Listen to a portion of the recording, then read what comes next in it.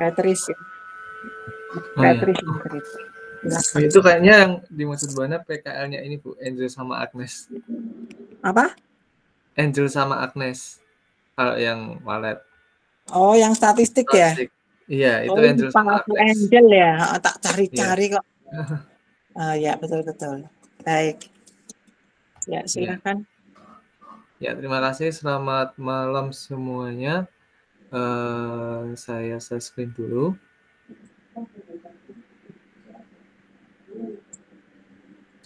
Ya, ini saya belum nyiapin PPT, jadi langsung ke materi apa codingannya. Jadi saya tunjukkan di codingannya langsung. Jadi materinya ini terkait ini pengolahan gambar untuk AI. Fokusnya di situ, tapi akan diawali dengan ini dasar-dasar Python seperti yang sudah disampaikan di grup.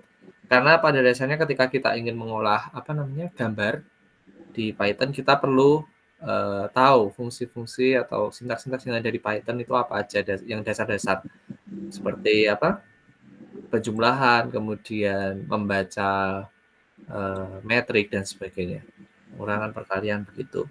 Oke, jadi saya akan awali dari ini dasarnya. Mungkin di sini ada juga S1 ya. Oh, udah ada ini. Nah, mungkin untuk teman-teman yang di S2 jika sudah belajar mungkin sambil mengingat-ingat kembali begitu ya, karena di sini ada teman-teman S1 yang ikut join, jadi kita mulai dari yang dasar lagi sebagai pengingat. Oke, saya sering.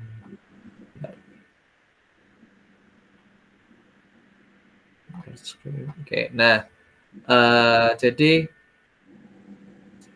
sebentar, belum terlihat ya. Oke, sudah terlihat sepertinya. Oke, jadi di sini ada 3 bagian.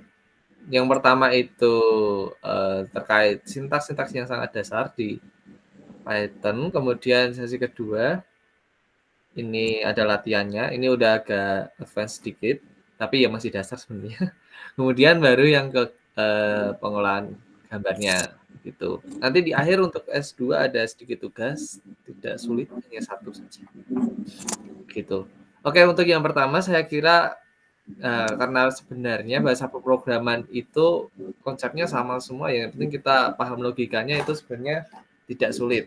Hanya kata-katanya aja yang beda, perintahnya yang beda. Tapi secara logika sebenarnya sama.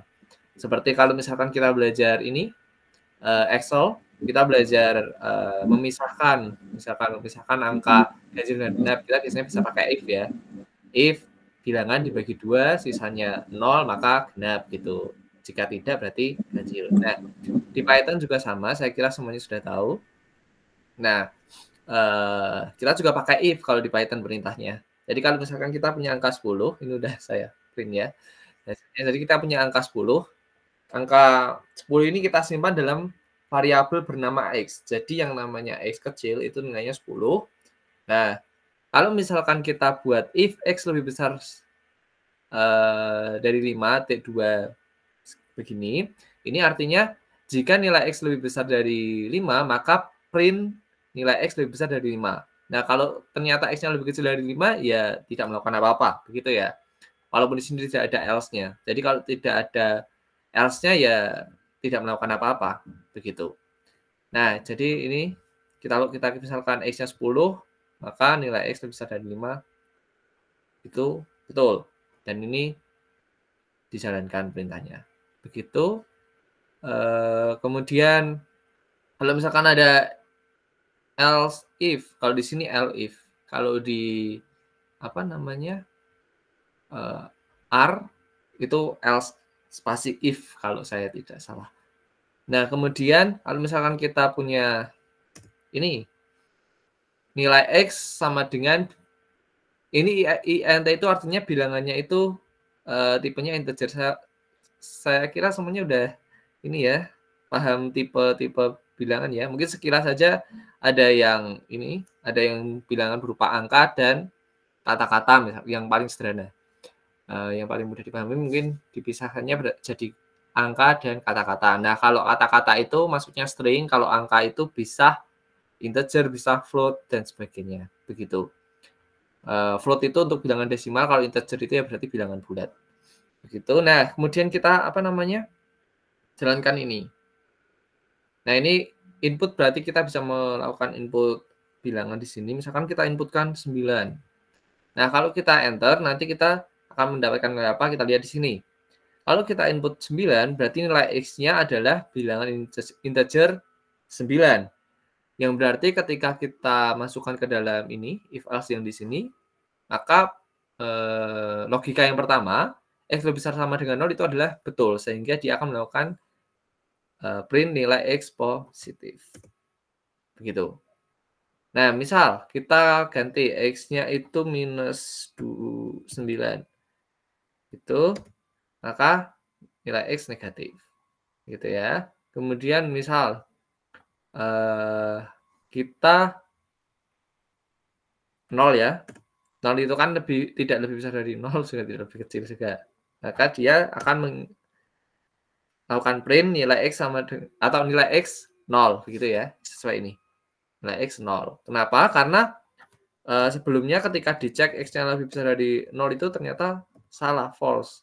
Outputnya bukan. Terus dicek bawahnya elif. Lebih kecil dari 0, oh bukan.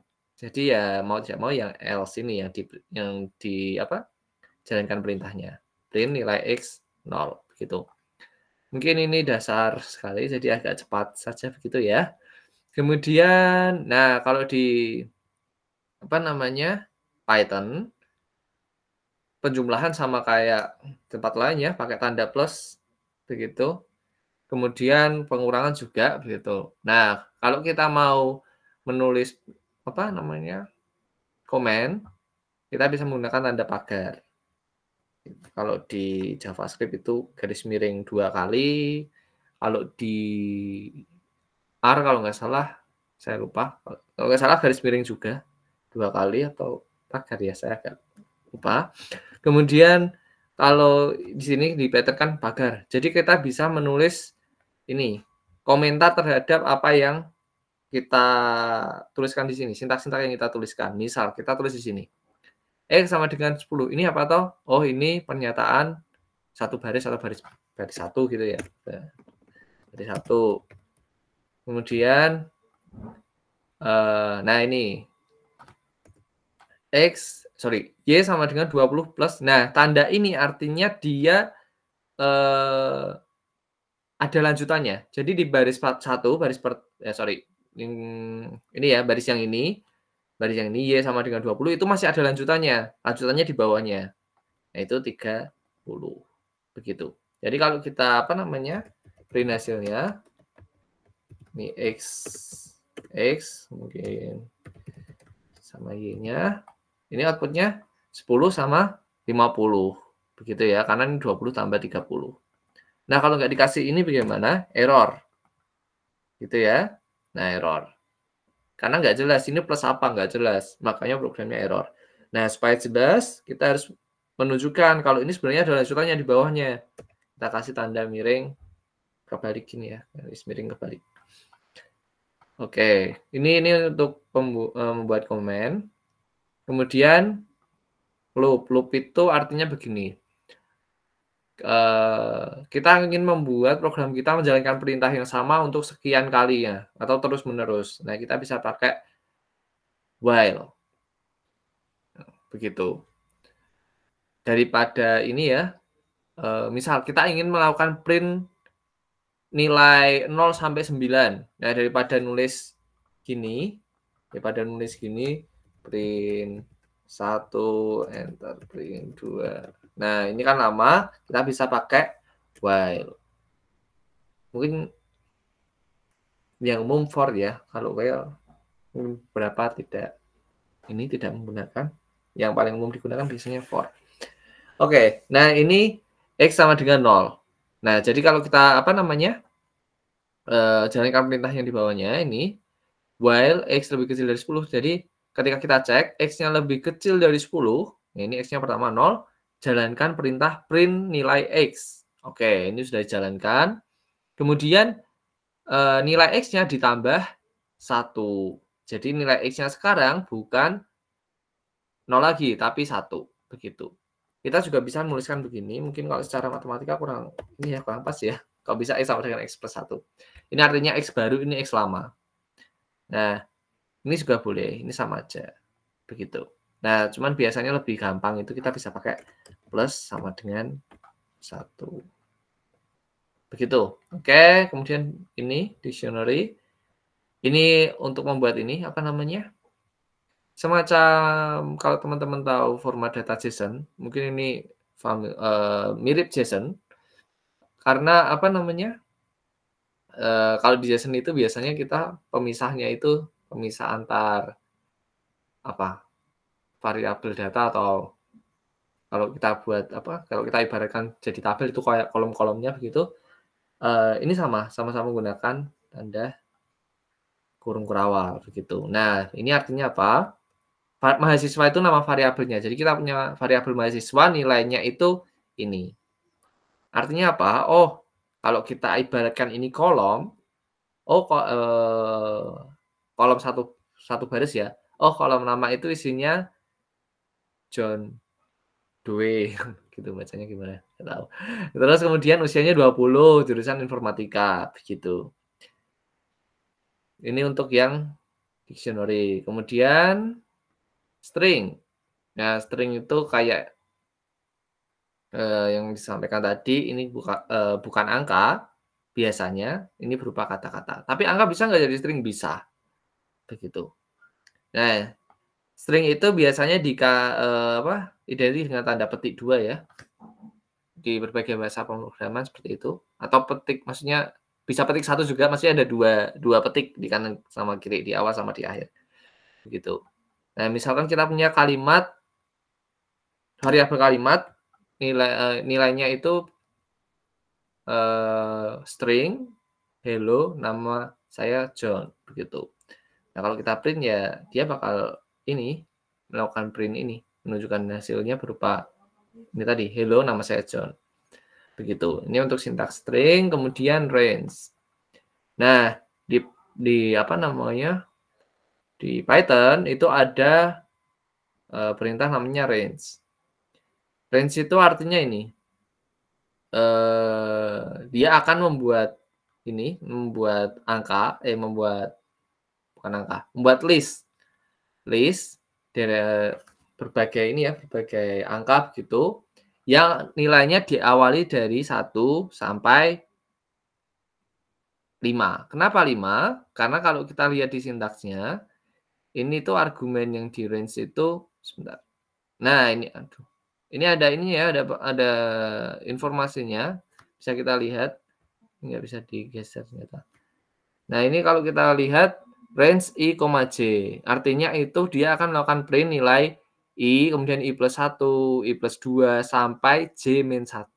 Nah, jadi kalau kita buat range 1,6, artinya dia akan melakukan print angka 1, 2, 3, 4, sampai 5. Ya, 5 itu dari 6-1 ya. Sesuai ini J-1. Begitu. Nah, ini sudah ada. Kita coba 10. Kita hapus biar sesuai. Oke, kita buat dari 1 sampai 9. Nah, kalau misalkan kita cuma 10 gini bisa nggak? Bisa. Kalau gini dia akan menganggap nilai awalnya itu 0. Begitu. Kalau kita tentukan 3 ya dia mulai dari 3. Nah, begitu. Oke. Kemudian nah, ini menambahkan elemen. Jadi misal kita punya list namanya itu tumpukan. Nah, kemudian ini kita tambah atau kita ingin mengisi variabel ini yang berisi list kosong ya sekarang dengan nilai 1, 2, 3. Nah, kita bisa pakai append seperti ini. Nama variabelnya append terus nilainya 1, 2, 3 begitu. Jadi kalau kita bentar ini.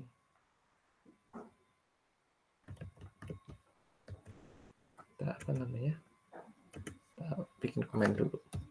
Nah, ini misal kita ingin melakukan print variabel tumpukan ini sekarang nilainya berapa sih, kita bisa lakukan seperti ini. Nah, ini kita bisa lihat nilainya 1, 2, 3. Gitu. Nah, misal kita mau print nilai tertentu. Aduh, ini tadi ini ya, harusnya komen. Nah, kita bisa lakukan seperti ini. Bisa pakai pop. Atau bisa juga mungkin saya tunjukkan popnya. Ini kenapa kalau satu keprintnya 2, karena kalau di Python itu indeksnya mulai dari 0 ya. Artinya gimana? Artinya data pertama itu indeksnya 0. Data kedua indeksnya 1, data ketiga indeksnya 2. Begitu. Nah, misalkan kita sekarang coba yang ini 0. Nah, ini 1. Bisa nggak pakai cara lain? Bisa. Kita bisa juga mungkin versi 2 gini ya. Kita bisa juga lakukan seperti ini. Tumpukan, terus kurung siku 0. Ini untuk melakukan, ini belum saya ganti. Ini untuk mengambil data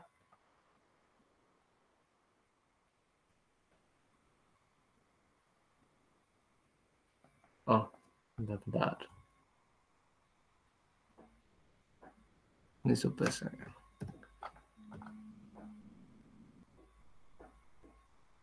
Nah, ini ada segini. Nah, ini untuk mengambil data apa namanya? Elemen pertama. Elemen pertama berarti indeks 0 ya. Bukan. Nah, kita mau indeks ke atau data di yang nomor 2 ini berarti indeksnya itu 1. Nah, begini. Gitu ya.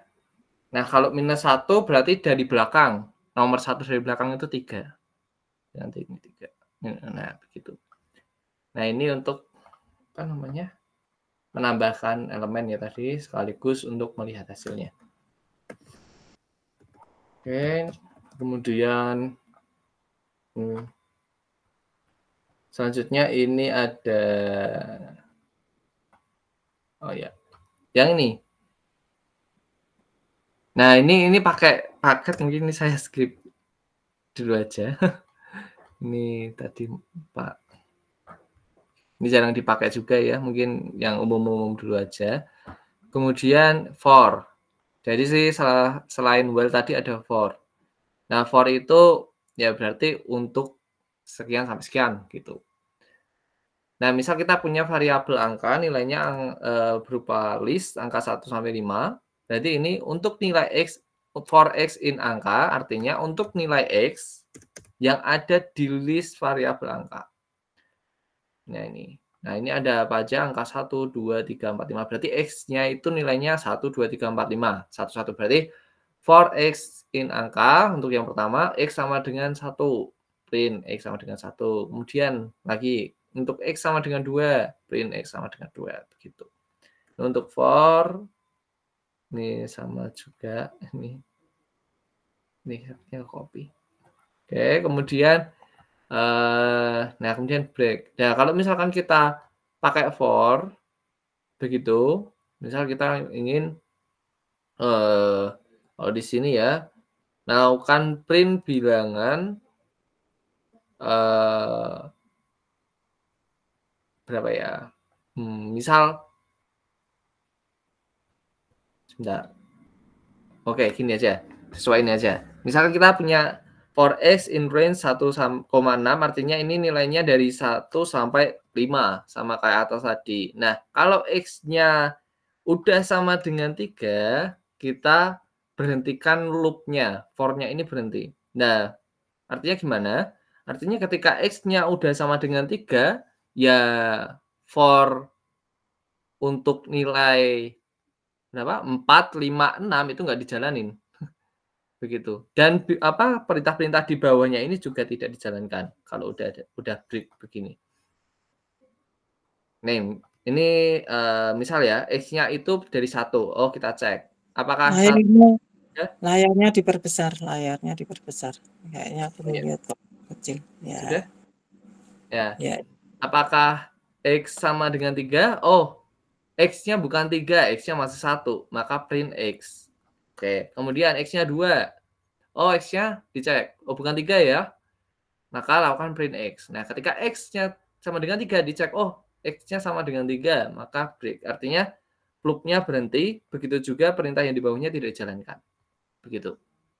Ini yang break, kemudian atau mungkin saya coba Ya, kalau ini 4, kira-kira outputnya dari angka berapa sampai berapa?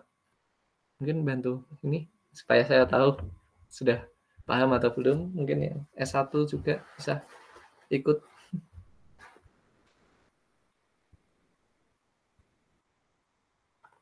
Bisa on mic aja nggak? Gini saya nggak bisa buka Oh chat. begitu ya, baik 1, 2, 3 Nah. begitu ya? Betul. Oke, thank you. Saya lupa siapa ini. Satrio. Ya, Satria. Oke, Ya. thank you Satria. Oke, betul ya 1, 2, 3. Oke, gitu. Nah, kemudian yang continue. Ini misal continue beda dengan break tadi. Kalau continue ini kayak lawannya tadi, kebalikannya. Nah, kita sama kayak tadi, for X untuk nilai X-nya itu dari 1 sampai 5. Ketika kita cek di sini, waktu X-nya sama dengan 2, dia tidak sama dengan 3 ya. Ini tidak terpenuhi, maka di print. Nah, ketika X-nya sama dengan 3, dia continue. Continue itu melanjutkan. Jadi melanjutkan. Ini mungkin tak kasih lihat. Melanjutkan loop-nya. Jadi perintah yang di bawahnya ini nggak nggak dijalankan. Saya coba pindahan lain. Misal ini 5. Nanti 1, 2, 3, 4 ya harusnya. Begitu. Nah, ini yang continue. Nah, kemudian fungsi. Nah, ini sudah sedikit berat. Kalau fungsi. Nah, sama seperti di fungsi matematika, kalau kita punya fx sama dengan ax plus b. F1 berarti x-nya diganti 1. Yang ax plus b tadi x-nya diganti 1. Nah, sama kayak di Python, ini ada fungsi f-nya tak ganti kata tambah di sini. Jadi tambah a, b. Jadi nanti ketika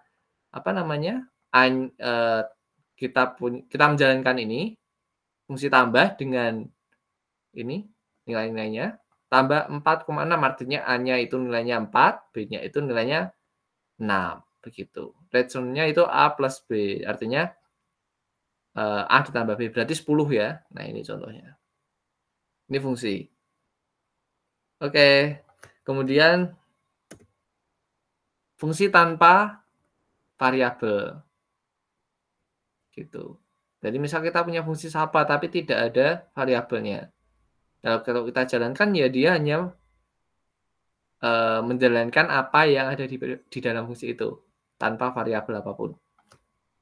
Variabel dalam hal ini kayak AB ini tadi. Nah, di sini nggak ada. Begitu. Nah, contoh ya. Sapa. Itu kalau kita panggil fungsinya print halo selamat datang. Nah, ini kita panggil. Sapa. Ini ya harus kalau di Python supaya programnya tahu itu fungsi atau bukan diakhiri dengan tanda kurung buka kurung tutup ya.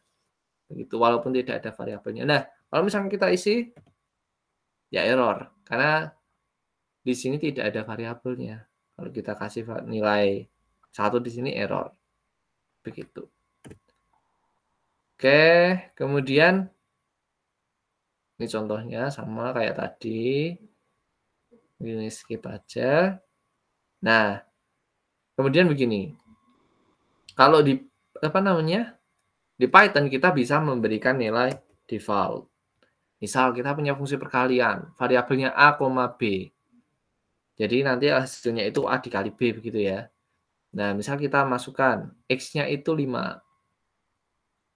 Kemudian kita jalankan fungsi perkalian dengan inputnya x-nya itu 5. Loh, ini tadi kan perkalian ada 2 variabel, nanti error nggak?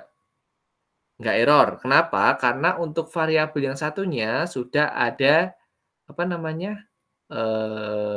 nilai default-nya. Jadi semisal kita tidak memberikan nilai tertentu, dia akan menggunakan nilai default. Kayak yang fungsi pertama tadi, yang range, ketika kita menentukan nilai awalnya misalkan 3, maka dia akan melakukan print nilai 3 sampai sekian, min 1 misalkan tadi. Kemudian, kalau kita misalkan hapus nilai awalnya, jadi misalnya range 5, dia akan menganggap nilai awalnya tadi 0. Ini sama. Kita membuat nilai default-nya itu untuk B itu sama dengan 2. Jadi kalau misalkan kita tidak memasukkan nilai B, ya nilai B-nya otomatis jadi 2. Contoh. X-nya 5. Berarti ketika kita masukkan ke sini, A sama dengan 5, B sama dengan 2. Berarti hasilnya, hanya tadi 5 ya, 5 dikali 2. Returnnya itu hasil. Ini hasilnya tadi, berarti 10. 5 dikali 2. Nah, 10 ini, itu kan return. Artinya nanti ini disimpan oleh variabel yang di sini. Ini tak kasih nama beda ya. Jadi hasil ini, yang merupakan output dari fungsi perkalian, disimpan di variabel hasil 2. Jadi nilai hasil 2 sekarang adalah 10. Kita coba angka lain, 52 misalkan, berarti outputnya 104. Begitu. Nah, kemudian ini. Kita misalkan, apa namanya, ini kan tadi perkalian ini, B-nya udah ada defaultnya 2. Sekarang kita masukkan B-nya 4. Nah, kemudian A-nya itu Y di sini, Y-nya 3. Nah, kalau kita jalankan fungsi perkalian, outputnya ya berarti 4 dikali 3. Atau 3 kali 4, begitu, jadi outputnya 12. Oke.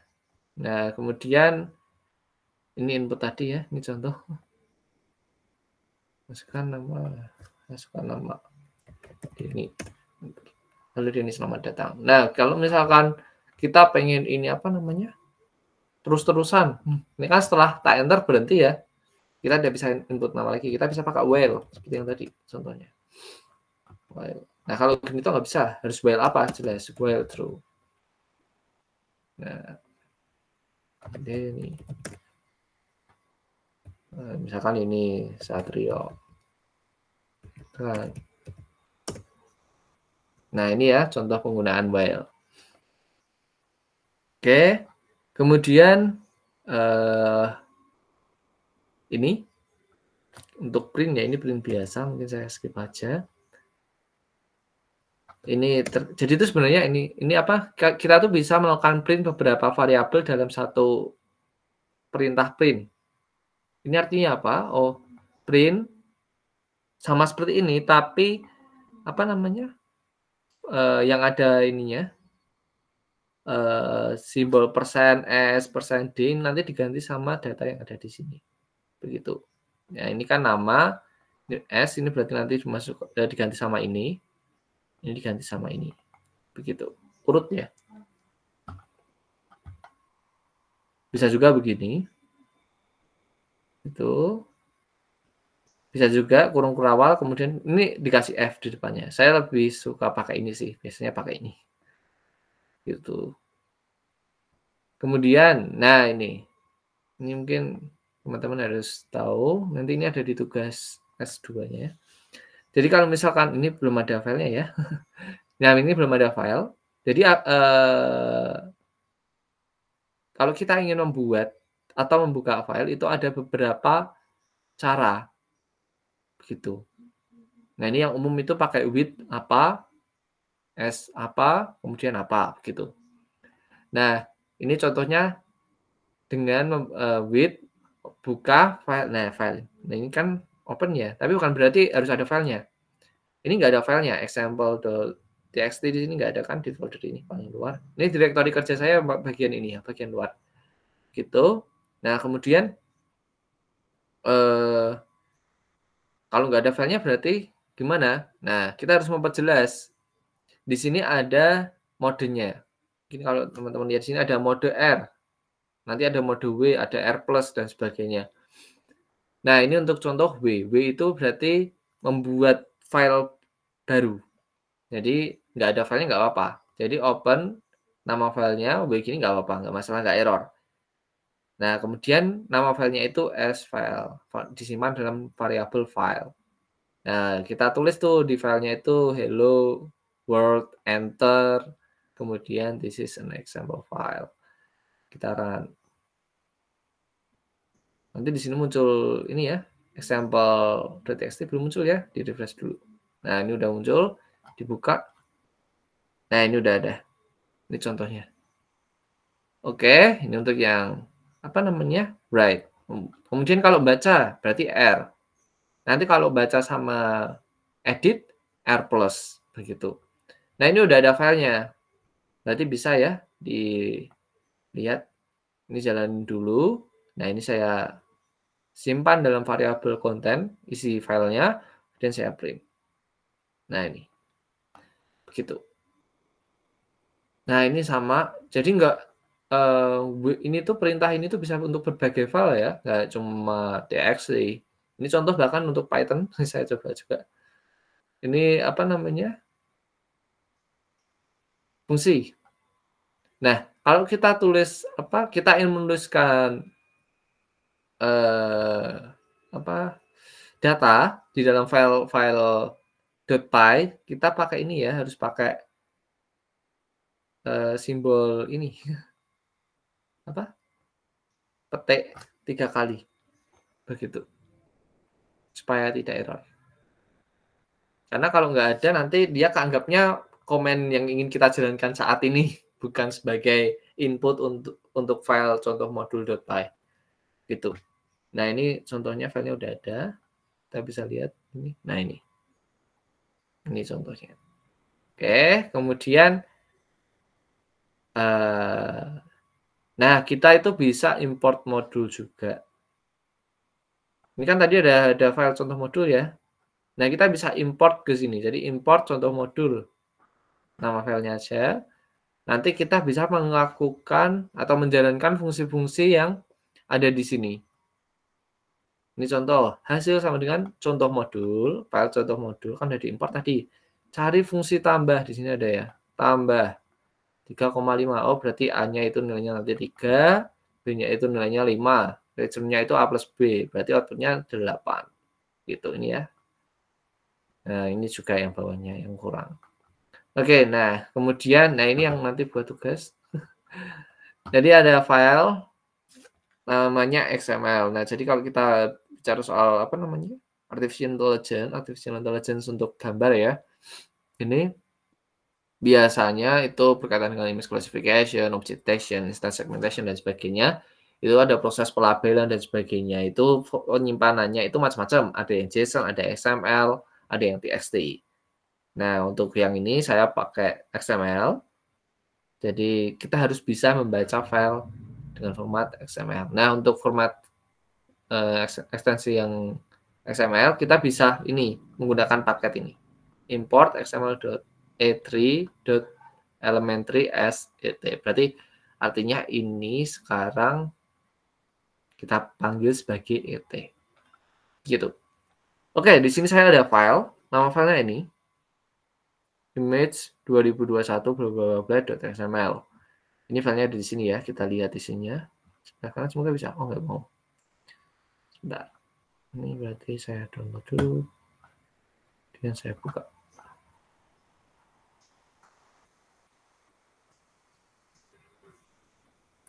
Nah, ini filenya. Nah, isi filenya seperti ini, beda dengan yang JSON ya. Isi filenya seperti ini. Nah, ini contoh label gambar. Nah, kita harus bisa membaca.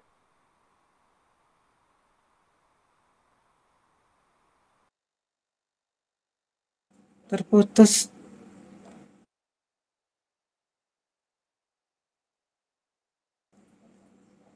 Denny terputuskah? Iya, Bu. Baik, di tempat saya juga. Oke. Kita infokan dia kalau dia terputus. Bentar.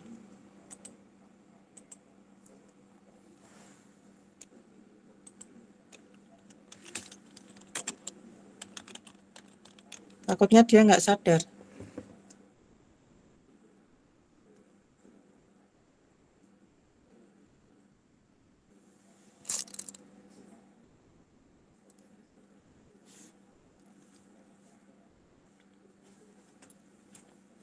Oh, udah sadar. Bentar. Supaya diulang. Malah tadi terputus. Ya. Oke. Tadi baru bahas soal bagi file. Mungkin. Oh ya. Kalian mungkin ada yang mau bertanya dulu mungkin teman-teman kalau. Ya. Jadi dari modul tadi Ada enggak yang teman-teman bertanya? Terutama Mungkin. ya silakan. Nggak, maksudnya mungkin nanti kalau ada pertanyaan langsung tanya aja. Jadi langsung bilang aja. Ya mungkin kalau nggak Mau dikasih menjelaskan. waktu, mereka nggak biasa langsung angkat tangan. Silakan. Karena ini bagian yang penting ya tadi yang modul sama apa tadi? Yang import modul tadi. Import, ya, import modul terus membaca file. Ini yang S2 jelas semua. Chanli, Jordi, Aman Bu. oh aman. Abed, Jordi. Jelas, oke. Ya, untuk yang titik ini penting. Untuk S1 mungkin sambil lihat dulu. Oke, saya lanjut. Nah, misal kita ingin membaca file ini, file XML yang isinya ini tadi.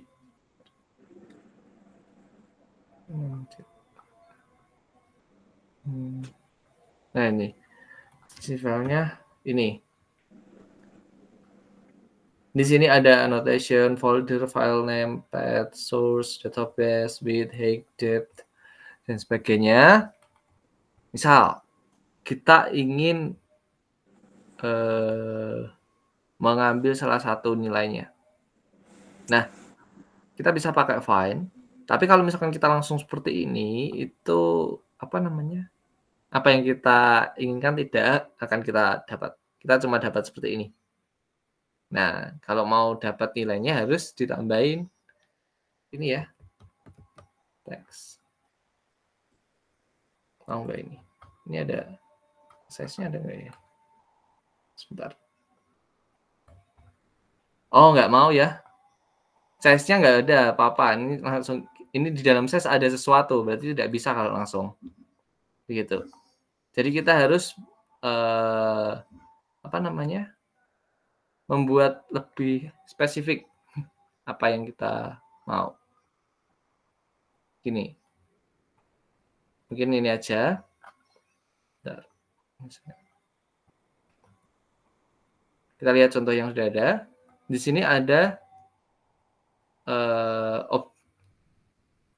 for obj in root iter object. Nah, di sini tuh ada objek banyak. Nah, jadi semua objek yang ada di root atau yang ada di file ini itu kita simpan di sini. Nah, kemudian for obj berarti semua objek ini akan diproses sesuai yang ada di sini. Oke, kemudian obj baru find. Nah, di obj ini kan ada name, pose, difficult dan sebagainya. Nah, ini difficult-nya coba. Kemudian text. Itu juga yang kelas. Ini ada kelas juga nggak? Ada kelas nggak? Sorry. Kelas itu yang mau kita cari ya. Ini name.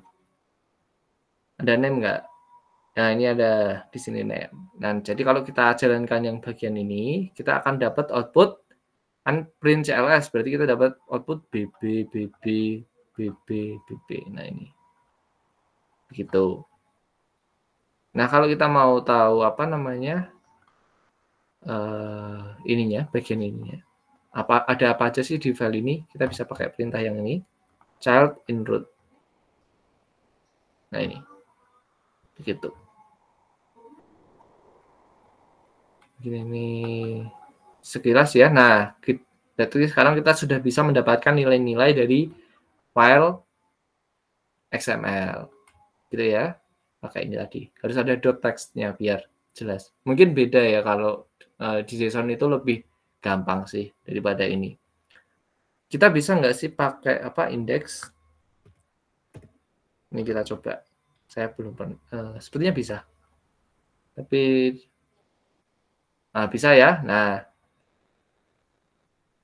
kita coba tadi yang bagian size. Nah, ini ada size, width berarti indeks ke-0 ya ini. Ini indeks ke-1, ini indeks kedua. Nah, ketika kita buat seperti ini, root find size dengan indeks ke-0, maka kita dapat nilai dari width. Begitu. Oh, kita mau jelas saja nulisnya. Kita bisa gini juga seharusnya. Nggak mau ya. Oh, sorry, nggak mau. Ternyata nggak mau kalau di sini. Harus indeks ya. Kalau di apa namanya? Di JSON mau. Kalau di JSON kita tulis nama-nama ininya. Kolomnya mau. Nah, kalau di sini harus indeks ya berarti ya. Begitu. Kalau nggak indeks harus pakai find. Kayaknya seperti itu ya. Saya biasanya apa namanya? Kayak gini pakai for bla bla bla gitu.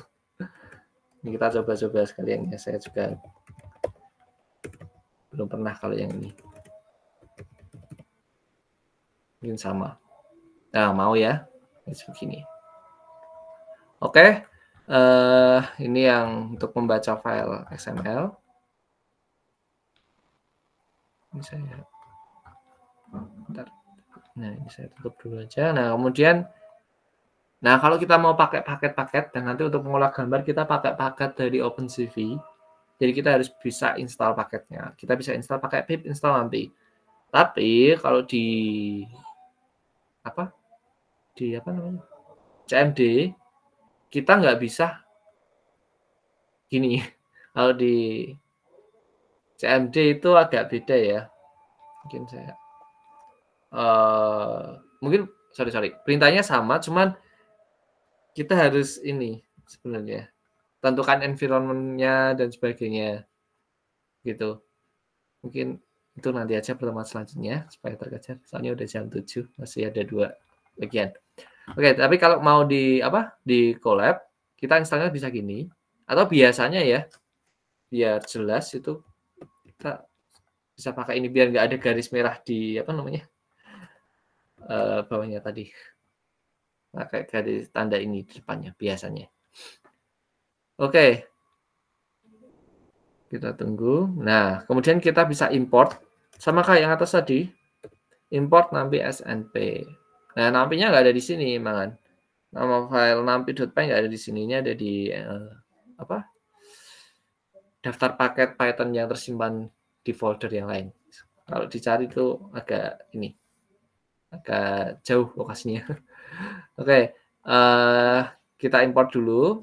Kemudian kita pakai. Contoh pakainya gimana? Kita bikin variabel dengan nama arr. Nah, sama dengan np.write. Jadi kita menjalankan fungsi nampi yang ada di fungsi array yang ada di nampi. Begitu.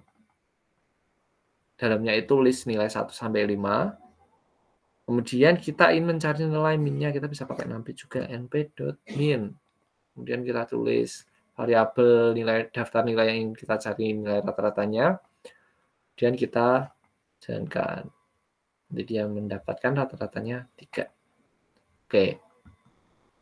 Nah, sebenarnya ada lagi ini. Ini ada penanganan kesalahan, cuman mungkin ini sebenarnya dipakainya kalau kita ingin ini sih. Ini sudah berkaitan dengan input user.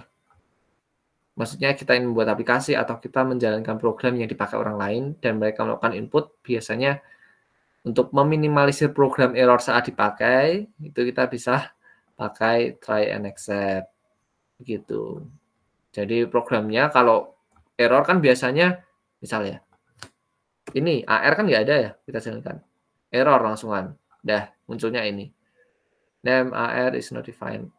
Nah, ini error. Tapi kalau misalkan kita pengen error itu nggak muncul ketika program ini dijalankan, kita bisa pakai try and accept. Jadi dicoba dulu kalau error lakukan apa, begitu. Ini contoh. Angka sama dengan contoh dulu.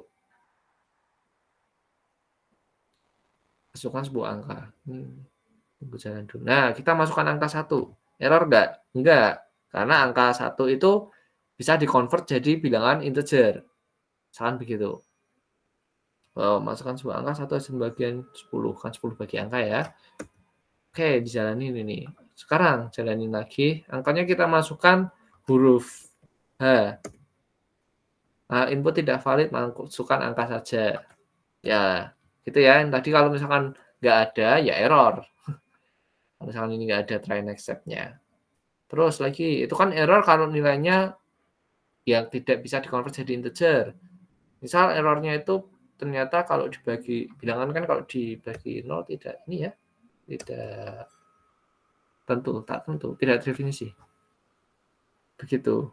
Nah, tidak dapat melakukan bagian dengan 0 tak tentu ya bilangannya. Oke. Ini contoh try and except. Nah, kita bisa pakai else juga. Misal,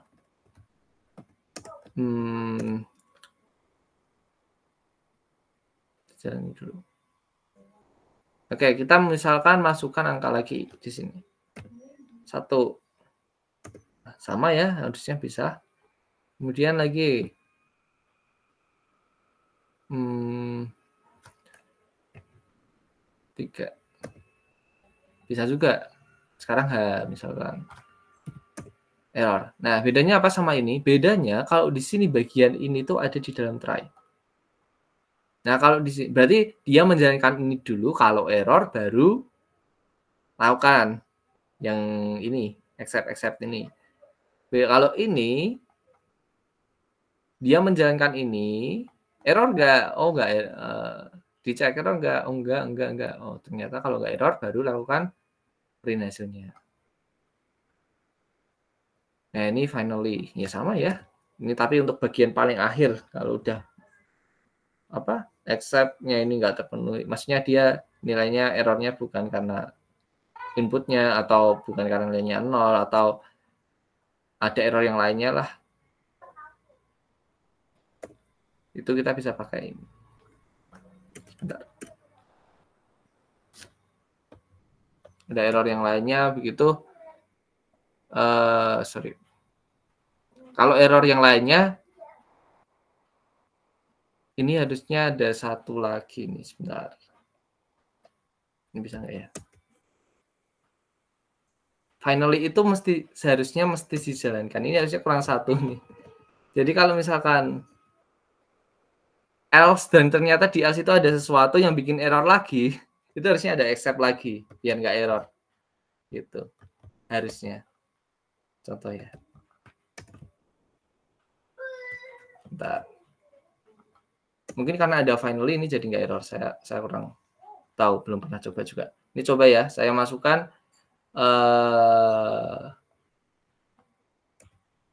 mungkin oke, ini saya hapus dulu aja.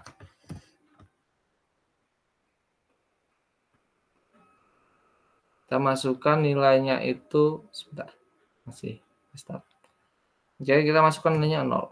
Enter. Nah, langsung penanganan selesai, tapi masih error. Karena ini nggak ada accept di akhirnya. Harusnya itu ada lagi. Ini accept untuk segala error. Misalkan gini. Accept, kemudian kita mau print. Tapi bukan, programnya tetap jalan. Kita exception SE misalkan. Kita print E. Nah, kita masukkan. Sebentar, ada yang apa ini?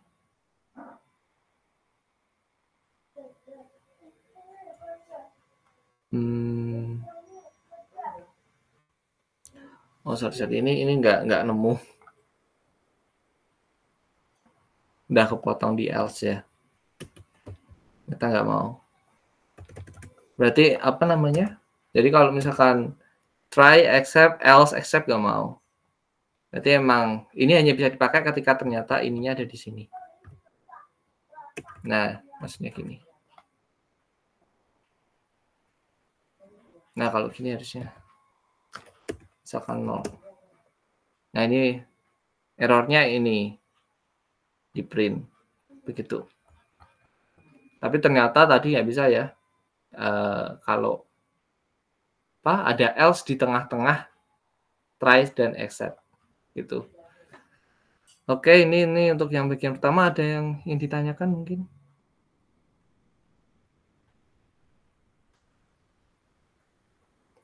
Kalau tidak ada, lanjut ke bagian kedua.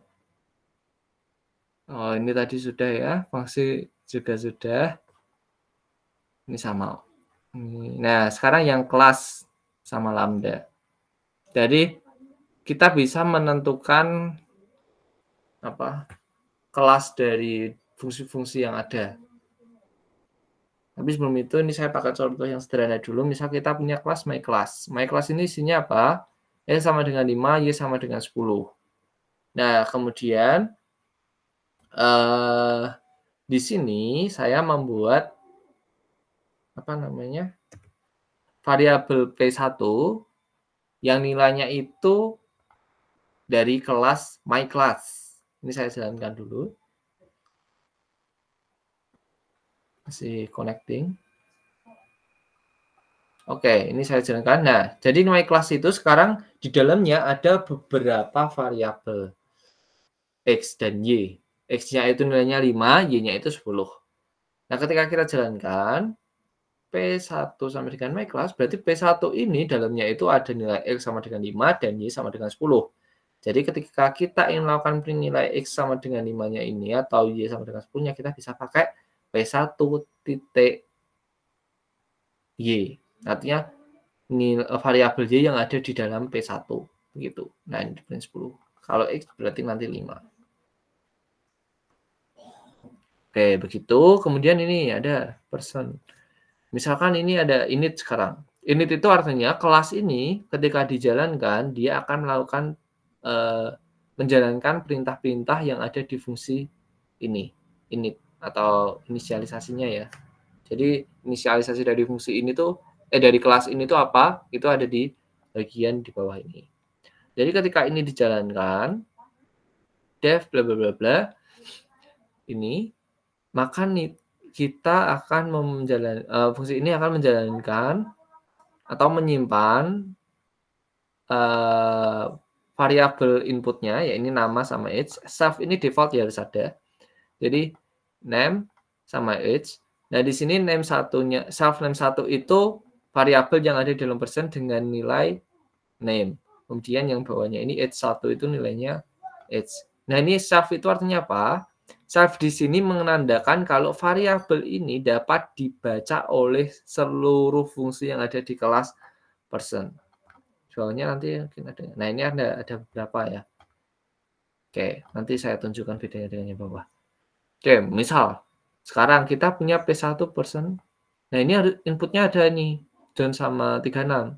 John ini punya siapa? Punya name. 36 ini punya age. Berarti kalau kita jalankan, P1 ini akan menyimpan variabel name 1 sama age 1, di mana name 1-nya ini nilainya adalah John. Kemudian age 1 ini nilainya adalah 36. Begitu. Cara panggilnya sama kayak yang di atas. Begitu. Nah, kemudian bentar. Ini sama. Nah, ini ada STR ya. Ini ada STR sama. Nggak ada. STR di sini itu untuk memberikan ini. Return-nya. Kalau kalau yang di sini tadi P1 person John 36 ini outputnya itu P1 itu ya isinya semuanya gitu. Nah, kalau yang di sini kalau ada STR-nya return-nya ini. Return-nya ini. Tadi kita udah belajar ya. Tanda F di sini? Artinya nanti semua yang ada di dalam kurung kurawal ini dianggap sebagai variabel, bukan string. Gitu. Nah, sekarang kita sama kayak tadi jalankan. Nah, cuma di sini ada str underscore ini underscore 2 kali. Str underscore artinya adalah output dari kelas person itu adalah ini. Jadi P1 itu nilainya adalah John 36. John itu dari bagian ini kurung buka, ini ada kurung buka juga. Age-nya, umurnya itu 36. Nah, kemudian kurung tutup gitu. Nah, ini object methods. Nah, ini sama kayak ini. Mirip. Cuman sekarang itu fungsinya bukan ini, kan fungsi untuk menentukan output dari kelas ini ya. Nah, kalau ini kita mendefinisikan kelas sendiri. mendefinisikan fungsi sendiri di dalam kelas person. Kita mendefinisikan fungsi my function, misalkan my funds. Nah, di sini kalau misalkan kita jalankan atau kita panggil kelas person ini dengan input yang sama John 36, ya outputnya bukan output, mungkin ini ya, return-nya itu sama kayak yang ini tadi, semuanya, semua yang ada di sini. Ada name, ada age, termasuk juga fungsi-fungsi yang ada di sini.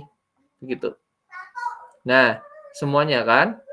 Nah, di sini kan ada fungsi myfunds. Jadi kita bisa panggil p1.myfunds. Kurung buka, kurung tutup. Begitu. Nah, ini return-nya, bukan output-nya ya. Soalnya harus panggil dulu. Oke, kemudian self parameter tadi sudah saya sampaikan ya. Ini artinya tuh kalau self parameter itu ini. Misal di sini ada self.name. Nah, self.name ini bisa dipanggil di fungsi ini myfunds. Kalau misalnya nggak ada self, misalkan cuma gini, ini nanti error. Dia akan error. Nah, name ini punyanya siapa? Nggak tahu. Kan nggak jelas kan? Nah, self itu artinya punyanya satu kelas. Sehingga kalau misalkan kita ingin membuat variabel tertentu itu terbaca untuk semua fungsi yang ada di satu kelas ini, kita harus tambahkan kata self di depannya. Gitu. Nah, ini ada juga ini self parameter. Jadi, kalau tadi kan self. Sebenarnya nggak ada self ya. Jadi nggak ada self, sebenarnya apapun boleh. Tapi biasanya itu kalau kita pakai program-program seperti ini, PyCharm misalkan, saya ada PyCharm. Ketika saya menggunakan kelas, kemudian saya tulis def nama fungsinya, kurung buka, dia otomatis menulis self biasanya, otomatis. Jadi biasanya dipakai self. Di program-program yang ada di paket-paket Python itu juga pakai self. Tapi sebenarnya kita bisa mendefinisikan sendiri, nggak harus self. Ini misalkan, ini dari Google sih tadi. Ini misalkan kita definisikan, kurang bagus ya. Objek saya ganti. It's okay. Tadi buru-buru saya. Nah, ini misalkan objek saya. Ini ya kita kalau kita jalankan ini bisa ya, karena apa? Karena ini ABC jadi inputnya, jadi di bagian ininya lah. Bukan bagian ininya, kan sama. Nah, ini ABC. Gitu. Jadi namanya beda boleh nggak? Beda, tapi ini harus harus ada. Di depannya apa, dot nama variabelnya. Cuman tidak disarankan seperti ini. Biasanya itu harus konsisten. Nah, biasanya harus konsisten. Kalau ini objek saya semua. Gitu. Kalau self semua. Begitu.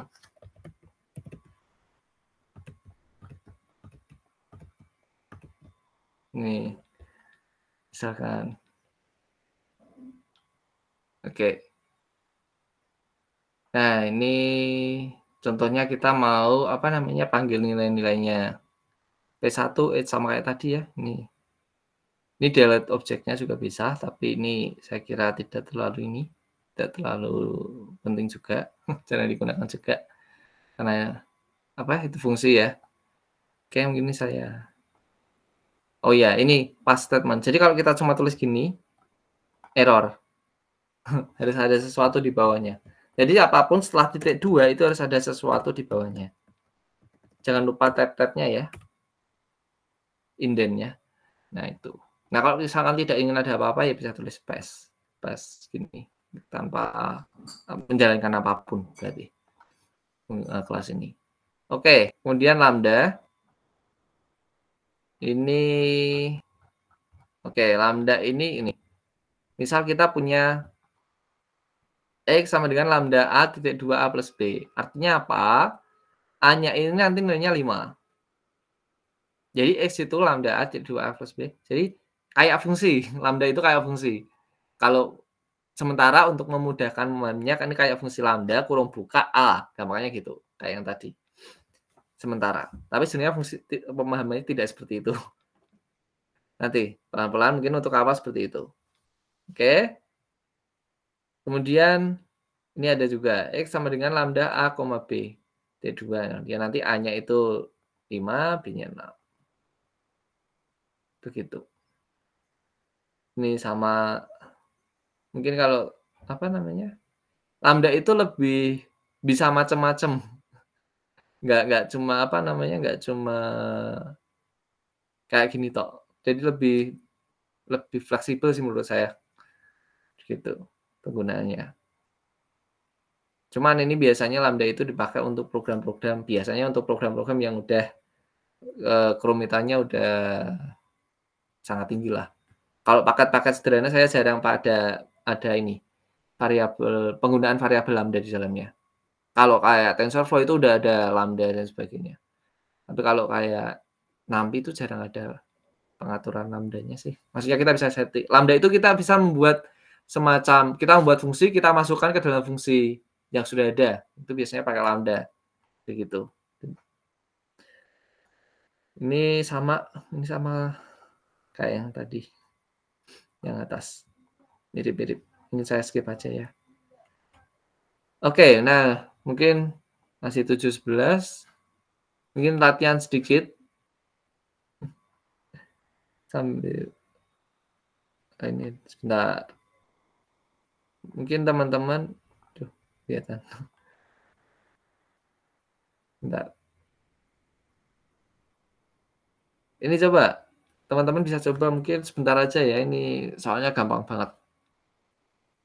Buat program yang memeriksa apakah sebuah bilangan bulat positif n adalah bilangan prima atau bukan. Mungkin coba dulu teman-teman sambil saya ini menyiapkan ada apa? Mengetikkan tugasnya tadi belum selesai. Begitu. Mungkin teman-teman bisa coba dulu ini. Atau kalau udah ada yang bisa minta tolong share screen ya supaya saya tahu sudah paham atau belum. Yang ini aja. Dibuat break aja 10 menit. Ya, begitu ya. Teman-teman, 10 menit. Ini gampang banget.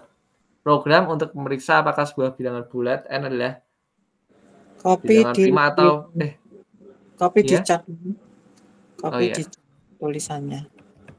Prima atau yang mana? Enggak saya. Ini aja.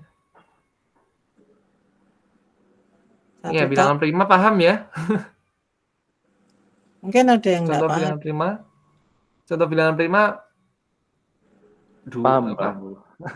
2, 5 apa? Yang artinya apa? FEV-nya cuma hanya dirinya sendiri dan 1. Dirinya sendiri dan oh ya betul. 1 ya. Maksudnya betul. Itunya, ya. Salah dengar. Oke. Bisa coba. Baik, berarti recordnya saya matikan. Iya, maksud.